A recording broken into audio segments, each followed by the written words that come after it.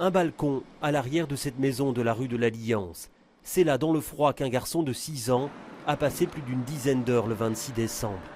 C'est sa maman et son beau-père qui lui ont infligé cette punition.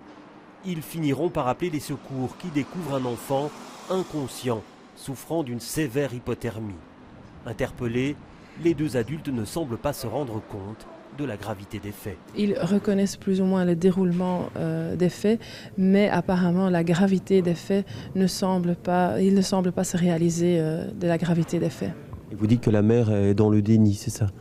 Oui, la mère est plutôt dans le déni. Les déclarations ne sont pas tout à fait cohérentes. Leur mobile n'est pas clair. Ils parlent parfois d'une certaine religion, mais il ne nous est pas très clair dans quelle mesure un mobile religieux aura joué un rôle dans cette maltraitance. Le jeune garçon présentait des signes de malnutrition. Sa sœur jumelle également.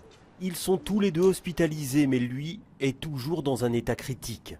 L'enquête devra déterminer comment une telle situation a pu survenir sans que personne ne tire la sonnette d'alarme.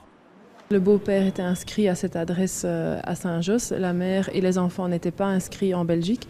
Ils sont de nationalité française. Ils sont restés sous le radar et en dehors de tout contrôle social. Donc voilà, on enquêtera plus si quelqu'un ou si personne d'autre n'était vraiment pas au courant de cette situation familiale dramatique. L'homme de 21 ans et la maman des enfants 10 ans plus âgés ont été inculpés de torture sur mineurs. Une déchéance de l'autorité parentale pourrait être demandée par le parquet.